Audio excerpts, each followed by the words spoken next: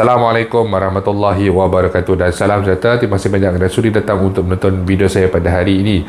Dan seperti biasa, bagi mereka yang masih lagi belum subscribe, saya mohon sebaik anda untuk subscribe ke channel saya, dan bagi mereka yang dah subscribe, saya mohon anda untuk kongsikan video ini kepada rakan-rakan serta ahli keluarga anda.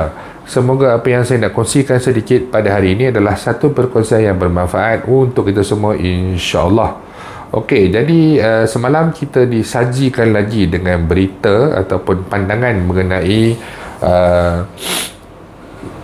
pandangan daripada Kesatuan Pekerja, yang mana mereka ini boleh katakan secara menyeluruh hampir ke semua kesatuan pekerja menolak idea untuk pelaksanaan iCitra sebanyak RM10,000, yang mana beberapa persatuan pekerja meminta kerajaan untuk tidak membenarkan lagi pengeluaran kemudahan iCitra di bawah kumpulan wang simpanan pekerja, sebaliknya membantu dengan memperkenalkan insentif tambahan yang lain. Kemudian pandangan ini telah pun dikeluarkan oleh MTUC, yang mana MTUC ini adalah Kongres bagi Kesatuan Sekerja.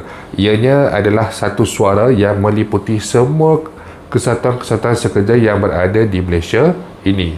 Peranan berkenaan dengan kesatuan sekerja ni ataupun union ni sebenarnya adalah sangat baik, sangat bagus di dalam realitinya, sebab mereka ini selalunya yang memperjuangkan nasib-nasib pekerja di peringkat bawahan bagi mendapatkan hak ataupun faedah-faedah dalam mereka punya sistem pekerjaan, dalam mereka punya faedah untuk pekerjaan mereka. Jadi kesatuan ataupun union-union inilah yang selalunya yang memperjuangkan hak-hak pekerja di dalam sektor-sektor tertentu. Kita ada banyak union dalam union bagi bank, kesatuan bagi pekerja-pekerja telekomunikasi, elektrikal, bagi otomotif dan juga perkara-perkara ataupun bidang-bidang sektor yang lain.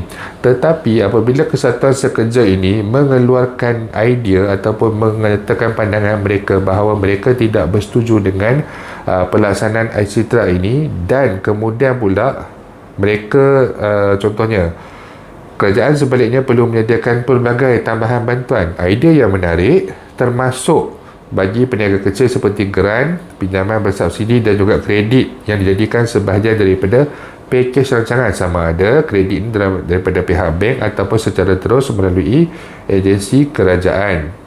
Habis setakat itu saja, seperti mana yang saya telah nyatakan sebelum-sebelum ini, tidak ada sebarang cadangan bagi menyelesaikan masalah, bagi menyelesaikan tuntutan ini secara menyeluruh.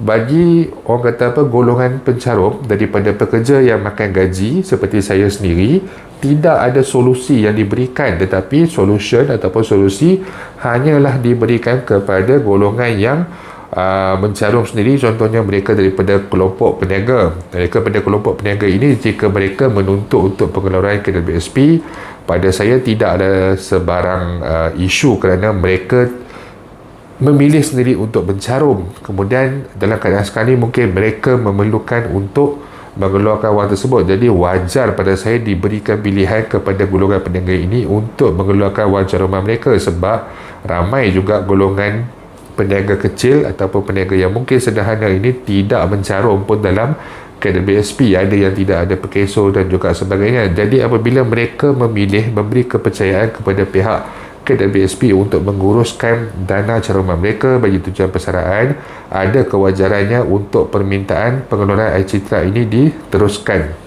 Dan satu perkara yang saya nak highlightkan di sini adalah daripada segala pandangan daripada union, daripada kesatuan sekerja, daripada pakar ekonomi, pakar-pakar dalam bidang lain dan sebagainya, saya ingin memberikan sedikit pandangan ataupun cadangan kepada pihak KWSP ataupun kepada pihak Kementerian Keuangan sendiri, yang mana mungkin pihak-pihak ini, KWSP ataupun pihak Kementerian Keuangan, boleh melakukan satu tinjauan ataupun dalam bahasa Inggeris dipanggil survey, yang mana survey ini dapatkan sendiri maklum balas daripada pencarum ini sendiri.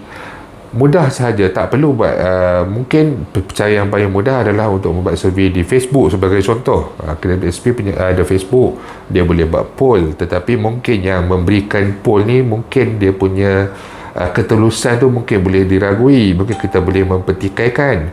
Tapi apa yang boleh dibuat, seperti mana yang mungkin anda pernah lihat, kalau kita masuk dalam website iAccount KWSP, kadang-kadang ada pop-up message berkenaan dengan maklum balas daripada pencarum berkenaan dengan isu-isu tertentu, macam caruman untuk pengeluaran pembelian rumah dan sebagainya.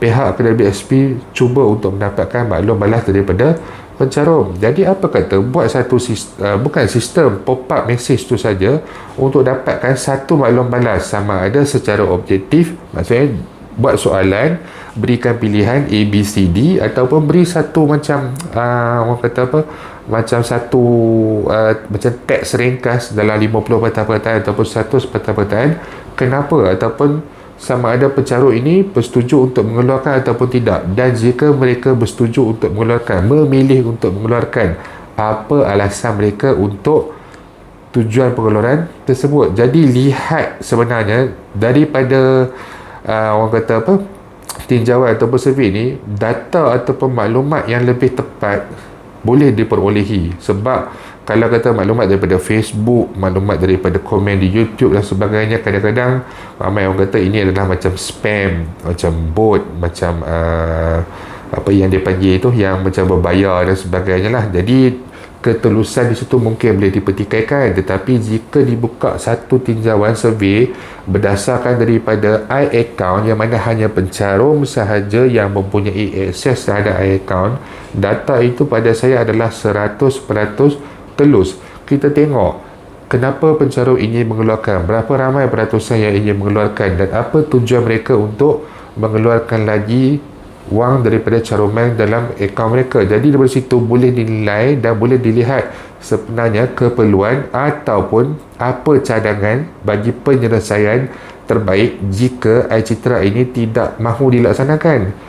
Tengok daripada majoriti, tujuan mereka ni untuk apa? Oh, mereka ini tujuan untuk menyelesaikan hutang. Jadi mungkin di situ pihak Kementerian Keuangan boleh mencari satu mekanisme bagi berbincang dengan pihak bank sebagai contoh, untuk mencari satu solusi yang walaupun sekarang ni kita ada program urus sambungan daripada moratorium, tetapi mungkin boleh di-enhancekan lagi, diperbaikikan lagi bagi memberikan kelegaan kepada mereka yang memerlukan ini, terutama sekali daripada pencarum KWSP.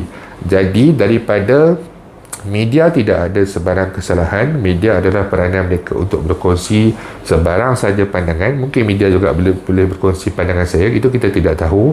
Tetapi apa yang lebih baik adalah daripada pihak Kementerian Keuangan maupun pihak KWSP, dengar pandangan daripada kesemua pihak. Jangan ambil yang macam influencer yang mungkin macam dulu yang tidak bersetuju apabila permintaan untuk pelaksanaan iSINA 2.0. Banyak influencer yang macam tidak bersetuju dan lebih pro kepada penolakan untuk diteruskan pengeluaran ini. Dengar pada keseluruhan, pencarum itu adalah lebih baik. Kalau dah nak delay macam ni, masih belum ada keputusan, masih belum ada perbincangan, masih mengkaji dan sebagainya, buatlah satu survey. Buka survey mungkin dalam masa 3 hari, kemudian tengok, kumpulkan data apa maklumat yang diperolehi. InsyaAllah pasti akan dapat mencari satu solusi ataupun satu penyelesaian yang baik.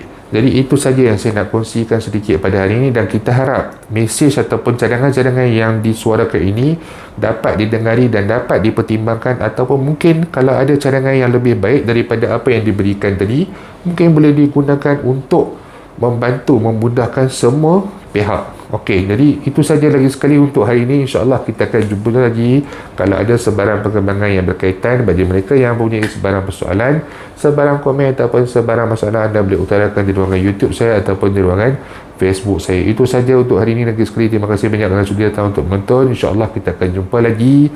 Jangan lupa untuk share, jangan lupa untuk subscribe. Assalamualaikum warahmatullahi wabarakatuh.